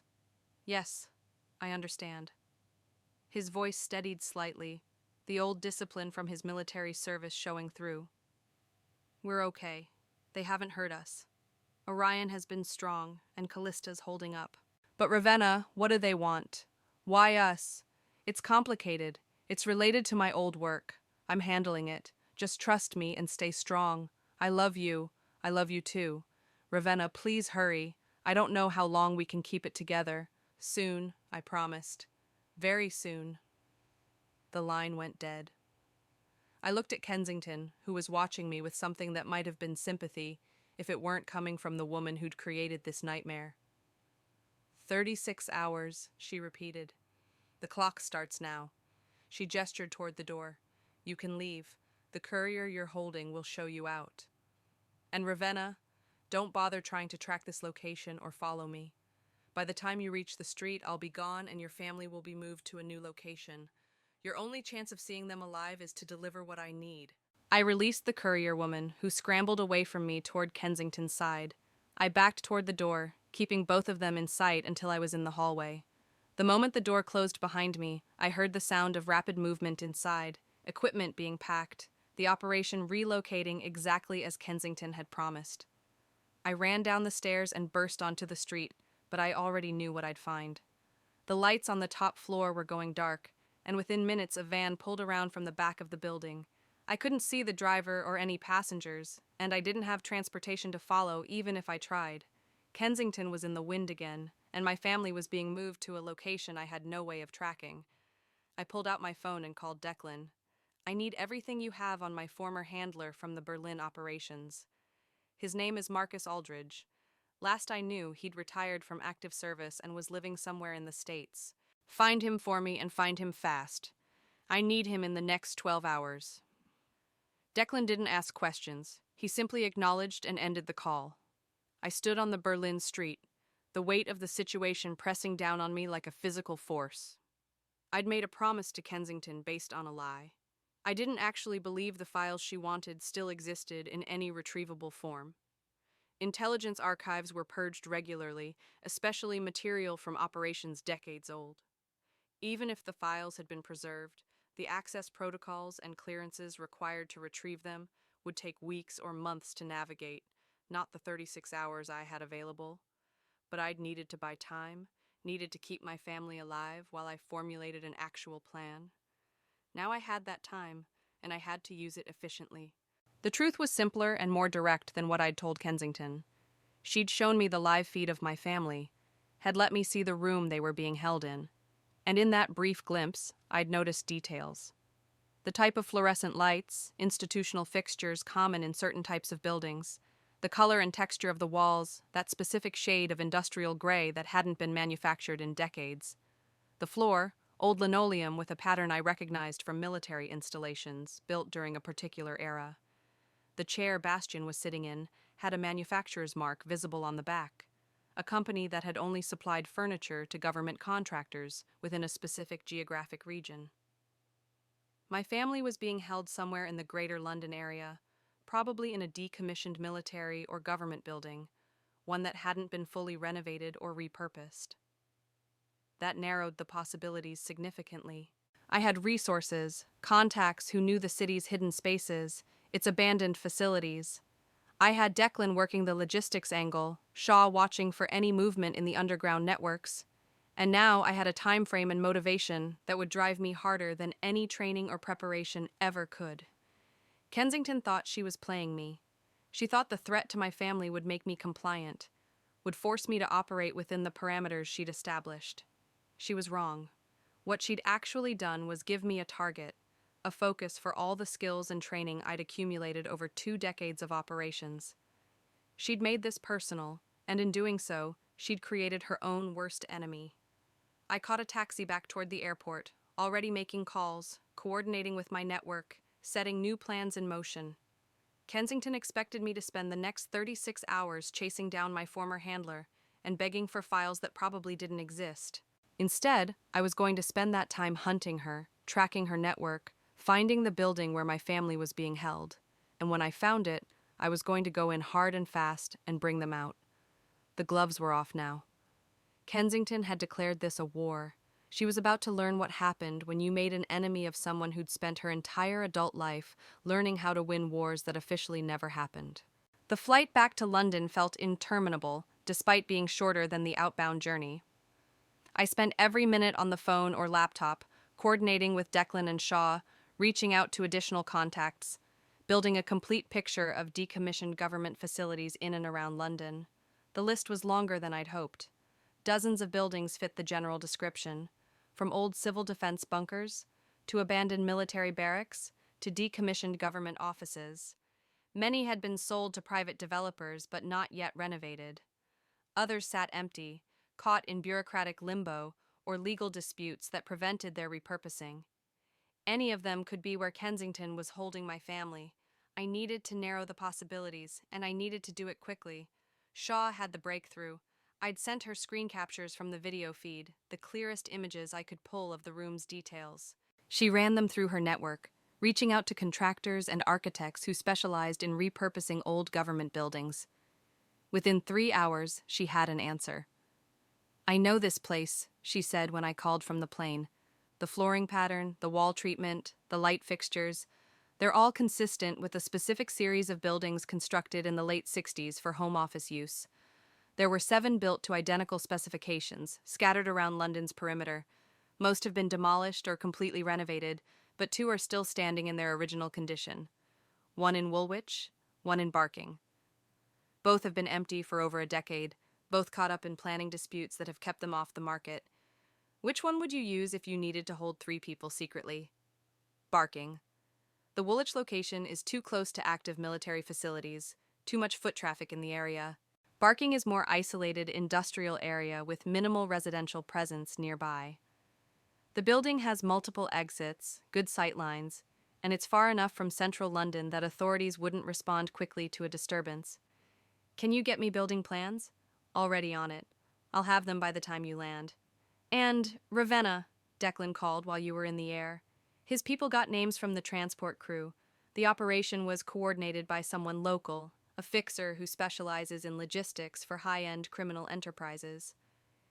Declan's setting up a meet. They're going to explain exactly how this operation is structured, where the weak points are, and how many people Kensington has on her team. Good. I'll go straight to meet with Declan when I land. How much time do I have? 31 hours until Kensington's deadline. But Ravenna, she's going to expect contact from you soon. She'll want updates on your progress retrieving those files. If you go dark for too long, she might get suspicious and move your family again. Let her wonder. I've bought us time by giving her a plausible story. She thinks I'm chasing down my old handler, and that will take time. As long as she believes I'm working on her timeline, she'll keep them where they are, and that's when we hit her. The plan was forming fully now, pieces clicking into place with the clarity that came from years of operational experience. Kensington was skilled, careful, paranoid. But she'd made her play, committed to a specific course of action. That commitment created predictability, and predictability created vulnerability. I landed at a small private airfield outside London as night was settling over the city. A car was waiting, driven by one of Shaw's people. I threw my bag in the back and gave the address where Declan had set up the meet. We drove through darkening streets, the city's lights coming alive as businesses closed and evening entertainment opened. Normal people living normal lives, unaware that 3 innocent people were being held hostage just miles away, unaware that a woman who'd spent 20 years learning how to kill efficiently was about to put all that training to use. The meet location was a warehouse in Silvertown, far from the polished neighborhoods tourists saw, deep in the industrial heart of London's eastern reaches. Declan's car was already there, along with 2 others I didn't recognize. I approached carefully, scanning for threats, trusting Declan, but not trusting the people he'd brought to this meeting. The warehouse door was unlocked. Inside, temporary lighting had been set up, illuminating a clear space in the center of the cavernous building. Declan stood next to Shaw, both of them armed and alert. 3 other people were present, 2 men and a woman, all looking uncomfortable but not actively hostile. "These are the people who provided transport for the abduction," Declan said without preamble. "They've agreed to tell us everything they know in exchange for not being turned over to authorities. They're also being paid for their cooperation, because information has value, and I believe in fair dealing." I looked at the 3 of them, reading fear and calculation in their expressions. "Talk," I said simply. The woman spoke first, her accent East London, her manner direct. "We got hired through an intermediary, woman calling herself Smith, obviously not her real name. She wanted a specific vehicle, clean registration, no tracking devices. She wanted a driver who knew London thoroughly and wouldn't ask questions. She paid half up front in cryptocurrency, half on completion. What were the specifications for the job? 3 targets, already identified. She gave us photos, descriptions, their schedule. We were to wait in the mews near their hotel, grab them when they entered the gap in camera coverage, and transport them to a location in Barking. The whole thing had to happen in under 5 minutes from initial contact to departure. "And you managed it?" One of the men nodded, pride mixing with shame in his expression. "Clean grab." They didn't even have time to shout. 3 of us in the vehicle, fast and efficient. We had them restrained and inside within 90 seconds. Drove to the Barking location, handed them off to Smith's people, collected our payment, and left. Never saw them again. Describe the Barking location. The woman pulled out a phone, showed me an address on a mapping application. Former government building, big gray structure with loading docks. We delivered them to the rear entrance. 4 people were waiting to receive them, all professional, all armed. They moved the targets inside quickly, and we were told to leave immediately. Did you see any indication of security measures? Cameras, alarms, guards? Cameras, definitely. I saw at least 3 visible ones covering the rear entrance and loading area. Probably more inside. As for guards, the 4 who took custody of the targets were clearly security. I'd guess there are more inside, rotating shifts. Smith seemed like someone who doesn't take chances. Describe Smith. Physical description, mannerisms, anything that stood out. 60s, maybe early 70s, fit for her age, moved like someone with training. British accent, educated, gray hair, sharp eyes, cold, professional. She knew exactly what she wanted and how to communicate it. Former military or intelligence, I'd bet my life on it. Kensington. Everything matched. She'd handled the logistics personally, which meant she didn't fully trust her network. That was useful information. It meant her operation was smaller than it could be, limited to people she could control directly. Is there anything else? Any detail about the building? The security setup, the number of people involved. The second man spoke for the first time. I saw supply deliveries being taken in while we waited. Food, water, basic necessities, enough for maybe 6 or 7 people for several days. That suggests Smith has a small team guarding the targets, probably rotating in shifts. The building itself looked mostly empty, except for the secured area where we made the delivery. I thanked them and nodded to Declan. He gestured to one of his people, who escorted the 3 informants out of the warehouse. Once they were gone, Shaw spread building plans across a makeshift table. This is the barking facility, 4 stories, built like a fortress because it housed sensitive government operations during the Cold War. Reinforced concrete construction, limited entry points, designed to be defensible. She pointed to various locations on the plans. Main entrance here, loading dock entrance here, emergency exits here and here. The building has a basement level used for storage and mechanical systems. If I were holding hostages, I'd put them in the basement. Easier to secure, harder for them to escape, and the concrete walls would muffle any sounds. How many people would you need to secure a building this size? I asked. 3 hostages, unknown duration, needing to maintain security and readiness. Minimum of 6, Shaw said. 2 on duty at any given time, 2 resting, 2 available as backup or for supply runs. Probably all armed, probably with some kind of communication system for coordination. If Kensington is paranoid enough, she might have backup plans, escape routes, fail-safes in case law enforcement shows up. So we're looking at assaulting a fortified position defended by 6 trained operatives, extracting 3 civilians without casualties, and doing it all before Kensington realizes what's happening and executes contingency plans. Declan's voice was flat. That's a tall order even with full tactical support. We don't have full tactical support. We have the 3 of us, whatever equipment we can acquire in the next 24 hours, and the element of surprise. I studied the building plans, visualizing approaches, thinking through scenarios. What time is shift change most likely? Shaw considered, based on standard security protocols, probably during daylight hours when any activity would seem more normal. Early morning, maybe 6 or 7. Guards tired from overnight shift would be less alert, replacements not yet fully engaged. That's when we hit them. I'll need weapons, tactical gear, communications equipment. Declan, can you source what we need? Done. He was already on his phone. Shaw, you're our eyes. I need you positioned where you can watch the building, track any movement in or out, and warn us if anything changes before we move. I'll set up observation tonight. Shaw gathered the building plans. You realize this could go wrong in 1,000 ways. They could execute the hostages the moment they realize they're under assault. We could breach and find the building empty. Your family already moved to a new location. Kensington could have backup we don't know about. All true, I acknowledged. But sitting back and waiting for her deadline to pass isn't an option. Working within the parameters she's established isn't an option. Our only chance is to hit her first, hit her hard, and make sure she doesn't have time to implement whatever contingencies she's planned. And if we're wrong about the location, then I've just sacrificed my only real chance of getting my family back alive. But I don't think we're wrong. Every piece of intelligence points to this building. My gut says this is it. Shaw nodded slowly.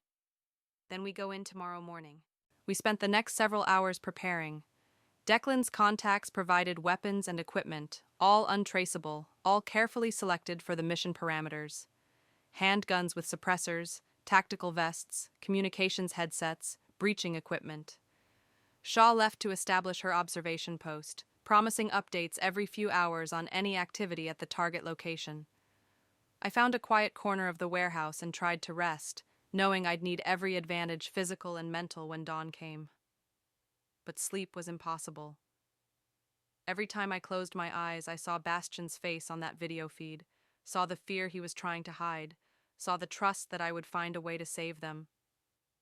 I saw Orion attempting to be strong for his wife, saw Calista fighting against her terror. They were depending on me. They believed I would come for them, and I would. But the cost of failure was too terrible to contemplate. At some point during the long night, Declan sat down next to me. You know, this is personal for me too, he said quietly. Not just because we work together, but because what's being done to your family is everything we fought against. Using innocent people as leverage, threatening violence against civilians to achieve tactical objectives. It's the tactics of terrorists and criminals, and I'll be damned if I let it succeed. Thank you. It was inadequate, but it was all I had. Whatever happens tomorrow, I want you to know I appreciate everything you and Shaw have done. If this goes sideways, if I don't make it out, make sure Thessaly knows I tried. You'll make it out, and so will they. Declan's certainty was probably false, probably based more on hope than tactical assessment, but I appreciated it anyway. His phone buzzed. He checked it, frowned, and showed me the screen. Shaw had sent a photo taken with a telephoto lens. It showed the rear entrance of the barking facility, and standing in the loading dock area, clearly visible despite the poor lighting, was Xiomara Kensington. "She's there," Declan said, "personally overseeing the security of your family. That could work in our favor or against us." For us, I decided. It means she's committed to this location, confident in her security. She won't be expecting an assault because she thinks I'm chasing ghosts in America. That overconfidence is going to cost her everything. The hours crawled by until finally, around 4 in the morning, we began our final preparations. Weapons checked, gear secured, communications tested. Shaw reported minimal activity at the target, routine guard patterns, no indication that our approach had been detected. We loaded into 2 vehicles and drove separately toward Barking, approaching from different directions, parking in locations that wouldn't draw attention. The industrial area was quiet at this hour, a few early workers heading to warehouses and factories, but no one paying attention to us. Shaw's observation post was in a building across from the target, high enough to provide good sight lines. Her voice came through my earpiece, calm and professional. 2 guards visible at rear entrance. Lights on in basement level, consistent with that being where your family is held. No activity on upper floors. Main entrance appears unsecured, but likely alarmed. I recommend breaching through the loading dock, fast entry, overwhelming force, before they can radio for backup or implement contingencies. Declan, you're with me on entry. Shaw, if anyone tries to escape or if backup arrives, I need to know immediately. Understood. Ready when you are. I looked at Declan. He nodded. We moved. The approach to the loading dock was across open ground, about 30 yards with minimal cover. We crossed it quickly, weapons up, scanning for threats. The 2 guards Shaw had identified were visible through the dock's glass doors, both armed with submachine guns, both looking alert but not actively watching their surroundings. Complacent. They'd been here for hours with no indication of threat, and their attention had drifted. We reached the door. I tested it carefully. Unlocked. Kensington's security was good, but not perfect. She'd assumed the isolated location and armed guards were sufficient deterrent. She hadn't counted on someone being willing to assault her position directly. I signaled Declan. 3, 2, 1. We breached. The 2 guards had perhaps half a second to register our presence before we were on them. I took the one on the left, moving inside his weapon's effective range, my hand clamping over his mouth as I drove him against the wall. He struggled, trying to bring his weapon to bear, but I had position and leverage. A quick strike to his temple with my pistol's grip, and he slumped, unconscious. Declan handled the other guard with similar efficiency, military training, and experience, making the confrontation brief and one-sided. Both guards were down, zip-tied, gagged, and dragged into a corner out of sight. The entire engagement had taken less than 10 seconds and produced minimal noise. "We're in," I whispered into my comm. 2 guards neutralized, proceeding to basement level. The building's interior matched the plans Shaw had provided. We moved quickly through hallways that smelled of dust and abandonment, passing empty rooms and spaces stripped of their original purpose. The stairwell to the basement was where the plans indicated, a heavy door that opened silently despite its age. Descending, I could hear voices below. At least 2 people talking, their words indistinct but the tone casual. More guards, probably the ones watching my family directly. The basement corridor was lit by overhead fluorescents, that harsh institutional lighting I'd seen in the video feed. Several doors lined the hallway, most closed. One was open, light spilling out, voices coming from within.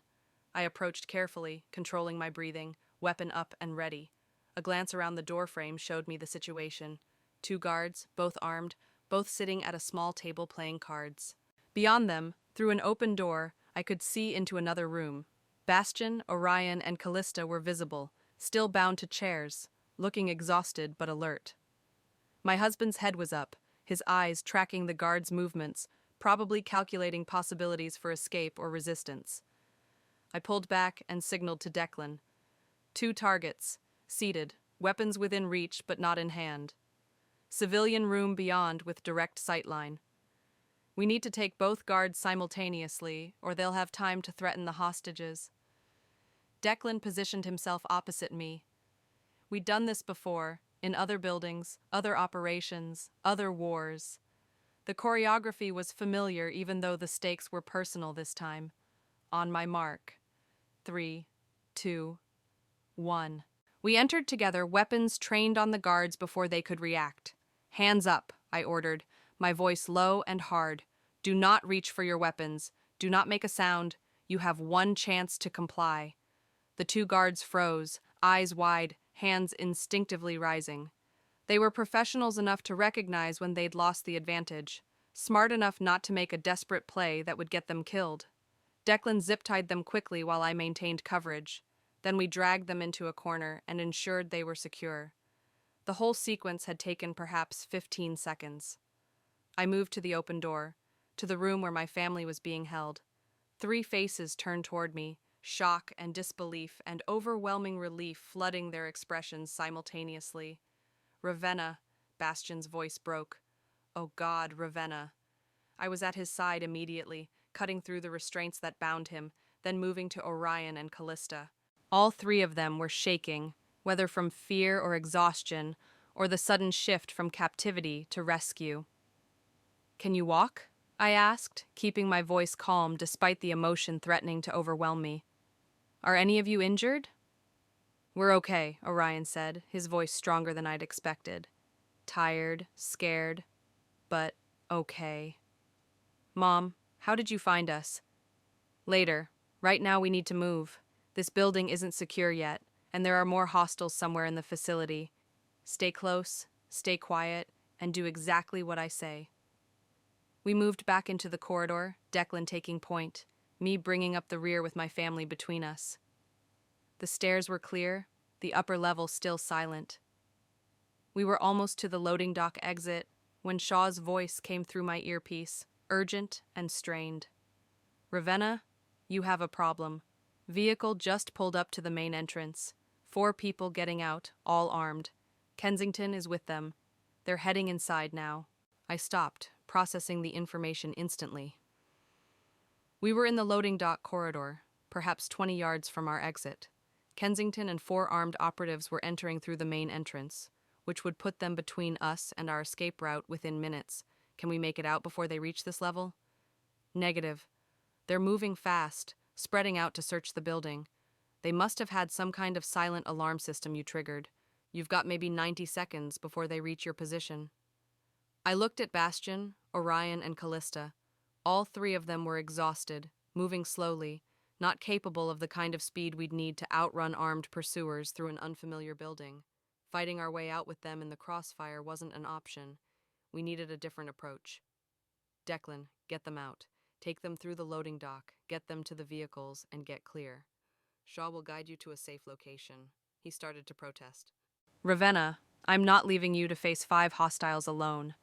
You're not leaving me. You're completing the mission. Getting my family to safety is the only thing that matters. I'll hold Kensington here, buy you time to extract, and then I'll find my own way out.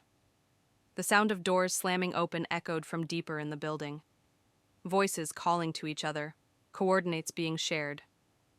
The search was systematic, professional. We were out of time for debate. Go, I ordered. That's final. Declan met my eyes for a moment, recognized the determination there, and nodded. He ushered my family toward the loading dock exit. Bastian hesitated, looking back at me with an expression that contained 30 years of shared history. I'm not losing you, he said. You won't. I'm very good at my job. Now go, and take care of our son. They disappeared through the exit. I heard the door close behind them, heard the vehicle engines starting outside. Shaw's voice confirmed successful extraction. They're clear. Moving to secondary location. Ravenna, I count 5 hostiles moving through the building in a search pattern. Kensington is directing them from the main entrance area. You're about to have company in your corridor. I moved quickly, taking position behind a concrete support column that provided cover and a clear sight line down the corridor. My weapon was up, my breathing controlled, my mind in the cold operational space where emotion became fuel rather than distraction. The first operative appeared at the far end of the corridor, moving tactically, weapon sweeping for targets. He was good, careful, but he was also expecting to find guards and hostages, not a prepared defensive position. I let him advance until he was committed to the corridor, no easy retreat available. Then I fired. The suppressed weapon made a sound like a sharp cough. The operative went down, clutching his leg where my round had struck. Not a killing shot. I needed information, and I needed Kensington to know this wasn't going to be easy. The operative's fall triggered immediate response. 2 more appeared at the corridor entrance, both firing toward my position. Rounds impacted the concrete column, chipping fragments that stung my face. I returned fire, forcing them back into cover. Shaw's voice in my ear. 3 hostiles in your corridor, including the wounded one. Kensington and 1 other are moving to flank you from the loading dock side. You're about to be surrounded. Time to move. I couldn't hold this position against a coordinated assault from multiple directions. I needed to shift the dynamic, become the hunter rather than the hunted. I pulled a flashbang grenade from my tactical vest, one of the items Declan had sourced. I threw it down the corridor toward the 2 operatives in cover, then immediately moved in the opposite direction, toward the basement stairs. The grenade detonated with a sharp crack and a brilliant flash. Shouts of disorientation and confusion followed. I used the seconds of chaos to reach the stairwell and descend, moving below ground level where the building's layout became more complicated. The basement was a maze of corridors and rooms, many of them connected, most of them dark. I killed my tactical light and relied on ambient illumination filtering down from the upper level. This was my element now. Close quarters, limited visibility, terrain that favored someone comfortable with darkness and uncertainty. Footsteps above, multiple people moving, spreading out to search. They'd realized I'd gone to ground and were adapting their tactics. Kensington's voice echoed down the stairwell, cold and controlled. Ravenna, you've made your point. You extracted your family. They're safe. There's no reason to continue this. Walk away now and we're done. Stay. And this ends badly for you. I didn't respond. Talking would give away my position, and I had nothing to say to her anyway. This was beyond words now. She'd taken my family, threatened them with torture and death, used them as leverage against me. Walking away wasn't an option until I'd neutralized her as a threat permanently. A light appeared at the top of the basement stairs. Someone descending carefully, weapon-mounted flashlight sweeping the darkness. I pressed against the wall, becoming part of the shadows, waiting. The operative reached the bottom of the stairs, turned in my direction. I let him take 2 steps before I moved, fast and silent, closing the distance before he could bring his weapon to bear. My hand caught his wrist, redirecting his aim, while my other hand drove my pistol's grip into his temple. He collapsed without a sound, 2 down, 3 to go, plus Kensington herself. The sound of his body hitting the floor brought immediate response. More lights, more footsteps, coordination breaking down as they realized they were hunting someone as dangerous as themselves. I moved deeper into the basement, through connected rooms, always keeping multiple escape routes available. The building's age and construction worked in my favor. Thick walls, concrete pillars, numerous sightline breaks. I could appear, engage, and disappear before they could mount effective return fire. Another operative appeared, this one smarter, moving with extreme caution. I let her pass my position, then emerged behind her. A quick strike to the back of her knee brought her down. A follow-up strike to her head rendered her unconscious. 3 down, Shaw's voice crackled in my earpiece. Your family is secure at the secondary location. Declan is standing by with a vehicle for extraction when you're ready. But Ravenna, I'm seeing emergency services being dispatched to your location. Someone called in gunfire. You've got maybe 10 minutes before police arrive. Noted. I kept moving, circling back toward the stairs, planning my exit. That's when Kensington's voice came from somewhere in the darkness ahead of me. Impressive, Ravenna. You've taken down 3 of my people without casualties. Very professional. Very efficient. But you can't extract yourself before the authorities arrive, and you can't eliminate all of us before they get here. So let's talk about how this ends. I said nothing, tracking her voice, trying to pinpoint her location. She was moving between sentences, not giving me a stable target. I underestimated you, she continued. I thought the threat to your family would make you compliant, would force you to operate within my parameters. I was wrong. You went kinetic immediately, assaulted a fortified position, extracted 3 hostages from under armed guard. That takes skill and courage. I respect it, even as I acknowledge it's put me in a difficult position. Still, I remained silent, my weapon tracking the direction of her voice. The files don't exist, I called back, giving away my position but forcing her to respond. The operation in Berlin was over 20 years ago. Archives from that era have been purged or corrupted. Even if I wanted to give you what you're asking for, I couldn't. Then you're lying about having access through your old handler. I was always lying about that. I needed time to locate my family, and you needed to believe I was pursuing your objective. It was a delaying tactic, nothing more. There was a pause, and I used it to shift position, moving laterally through the basement's maze of rooms. Then we have a problem, Kensington said, and her voice had gone colder. Because if you can't give me what I need and I can't use your family for leverage anymore, then all I have left is revenge. You destroyed my network in Berlin. You cost me years of work and resources. You forced me to fake my death and rebuild from nothing. And now you've humiliated me, defeated my people, ruined this operation. I can't let that stand unanswered.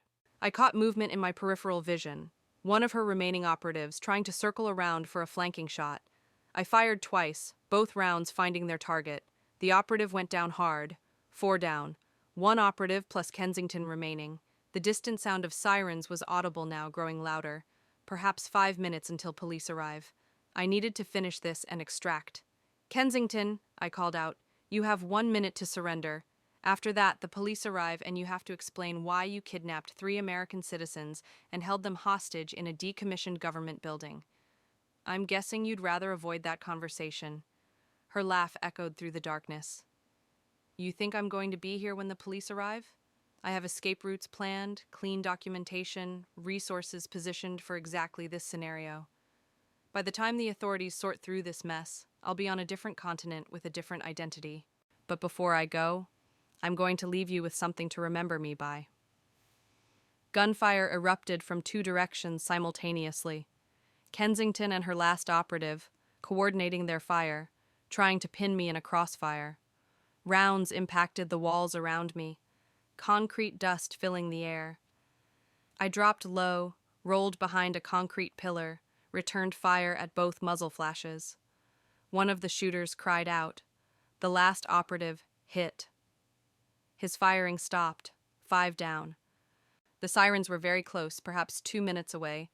I had to end this. I moved aggressively, pushing toward the last location where I'd heard her voice. She couldn't have gone far in the time available.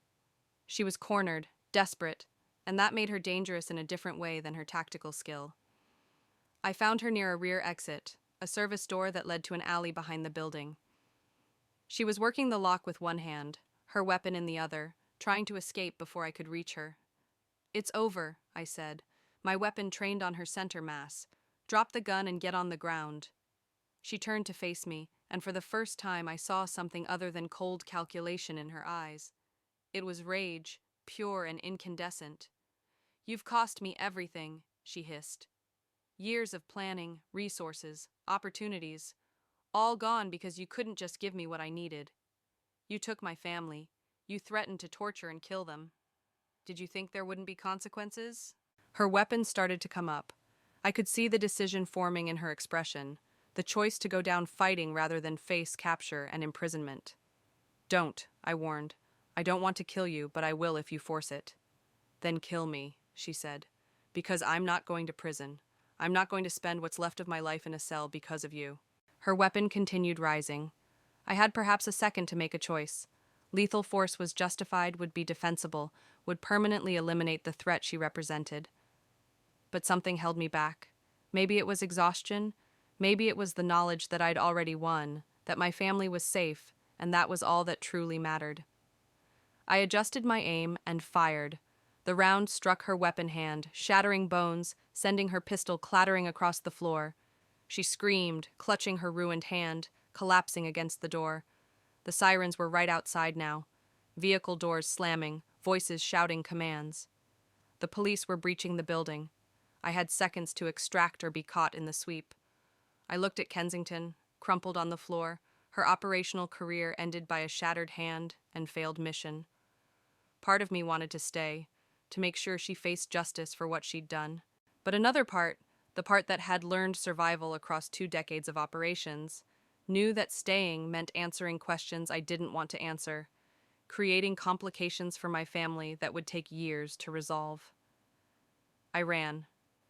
Through the service door, into the alley, away from the shouting voices and approaching footsteps. Shaw's voice guided me to a location 3 blocks away where Declan was waiting with a vehicle. I reached it, threw myself into the back seat, and we were moving before the door was fully closed. "Your family is safe," Declan said, driving carefully, not drawing attention. "They're at a secure location waiting for you." Kensington? Alive, but injured. The police will have her in custody within minutes. Whatever escape plans she had, she won't be implementing them with a shattered hand and half her team unconscious in that building. Then it's done. He glanced at me in the rearview mirror. "Against all odds, you pulled it off. Extracted 3 hostages from a fortified position, defeated a trained security team, and escaped before the authorities arrived. That's going to be a hell of a story." "That's going to be a story we never tell," I corrected. "As far as anyone knows, my family was taken by criminals who panicked and released them. The rest of it, the operation, the assault, all of it stays between us." He nodded, understanding. "Shaw will sanitize anything that could connect back to us. As far as the official record goes, we were never there." The drive to the secure location took 20 minutes. 20 minutes of coming down from the operational high, of adrenaline gradually bleeding away to leave exhaustion and the shakes. I'd held myself together through the mission, maintained the cold focus necessary for success. But now, the reality of what had nearly happened was crashing in. I'd come terrifyingly close to losing everything that mattered. The safe house was a nondescript flat in North London, far from the chaos we'd left behind in Barking. Shaw was waiting outside, serving as security. She nodded as we approached. "They're inside. Physically fine, emotionally shaken. Your husband has been asking about you every 30 seconds. I went inside. Bastian was on his feet the moment the door opened, crossing the room in 3 long strides to pull me into an embrace that felt like coming home after years of exile. I held him tight, feeling his heart beating against my chest, feeling the trembling in his arms that matched my own. "I thought I'd lost you," he whispered into my hair. "When you stayed behind, when we heard the gunfire, I thought that was it. I thought I'd never see you again. I'm here," I managed, my voice breaking. "You're safe. Orion and Calista are safe. That's all that matters." Orion and Calista approached more slowly, both of them looking at me with expressions that mixed relief and something else. Maybe it was the realization of who I'd been before I became their wife and mother, before I'd settled into civilian life. Maybe it was understanding that the woman who'd raised Orion, who'd welcomed Calista into our family, was also someone capable of violence and tactical precision. "Mom," Orion said quietly, "what you did back there, how you got us out, the way you fought. I had no idea you were capable of that." "There's a lot about my past I've never talked about," I acknowledged. "Operations I was part of, things I did in service of objectives that seemed important at the time. I left that life behind when I retired, tried to become someone different. But when you were taken, when someone threatened my family, all of that training came back." Calista spoke up, her voice shaky but determined. "Thank you for coming for us, for risking everything to save us." I know we're not even your blood family, but you treated us like we were. I pulled her into a hug. You are my family. Blood doesn't determine that. Love does. Choice does. And I would have burned down that entire city to bring you home safely. We stayed at the safe house for 3 days while Shaw and Declan managed the aftermath. The official story, carefully constructed and fed to authorities, was that my family had been taken by an opportunistic criminal gang who targeted them as wealthy tourists.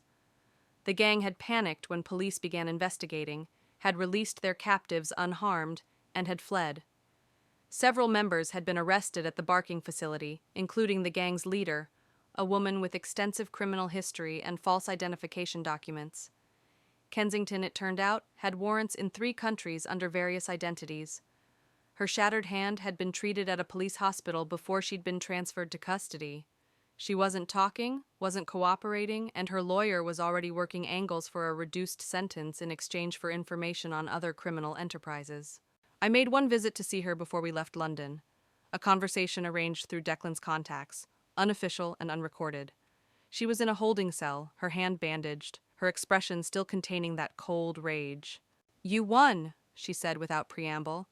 "I underestimated you, overplayed my hand, and now I'm going to prison for a very long time." "Congratulations. I didn't come here to gloat," I told her. "I came to make sure you understand something very clearly. If you ever, in any way, threaten or approach my family again, if I even hear a rumor that you're planning something, I will find you. Prison walls won't protect you. Distance won't protect you. Nothing will protect you. Am I being clear?" "Crystal." She smiled without humor. "But you should know, Ravenna, that I'm not the only one with long memory and resources. You've made enemies over the years, and eventually one of them is going to come for what you love. You can't protect them forever. Then I'll protect them for as long as I'm able. And anyone who threatens them will learn the same lesson you did." I left her there, staring at the wall, her operational career finished, her freedom gone. I should have felt satisfaction, maybe even triumph. Instead, I just felt tired and ready to go home. We flew back to the States 2 days later, first-class tickets purchased with some of Declan's discretionary funds, our story rehearsed and consistent. To anyone asking, we'd had a frightening experience but had been fortunate to escape unharmed. We were grateful to the London police for their rapid response and professional handling of the situation. Thessaly met us at the airport, her face collapsing into tears the moment she saw her father and brother. She hugged all of us, holding on like she'd never let go, and I understood that completely. The fear of loss, the helplessness of waiting while others were in danger, that was its own kind of trauma. At home, in the familiar surroundings of the life I'd built, things gradually returned to normal. Bastian went back to his teaching, though he woke from nightmares for weeks afterward. Orion and Calista delayed their return home, staying close, needing the proximity to family. Thessaly visited more often, called more frequently, held her children a little tighter, and I resumed the routines of retirement, the quiet days that had seemed so monotonous before this crisis. Now they felt precious. Every ordinary moment, every mundane task, every peaceful evening was a gift I'd nearly lost. But something had changed. I'd tapped back into that operational mindset, had remembered what it felt like to move with purpose and precision through dangerous situations. The retirement had been real, the desire to leave that life behind genuine. But now I understood that you never fully leave it. The training, the instincts, the capacity for controlled violence, it all remains dormant until needed, and when it's needed, it resurfaces instantly. 3 months after we returned home, I received a package. No return address, delivered by courier. Inside was a burner phone with a single number programmed into it and a note in handwriting I recognized as Declan's. "If you ever need us, call. If we ever need you, we'll call." That's how this works now. Welcome back to the life, even if only as a reserve option. I should have destroyed the phone immediately, should have made it clear that my operational days were permanently finished. Instead, I charged it, ensured it worked, and put it in a drawer in my study, just in case, just in reserve. Because Kensington had been right about one thing. I'd made enemies over the years, and eventually another one might surface. Another threat might materialize. And if that happened, if someone else decided to come after my family thinking they'd found a vulnerability to exploit, they'd learn the same hard lesson. They'd learn that a retired operator is still an operator, that a woman who'd spent 20 years learning how to find, fight, and win was still capable of all three.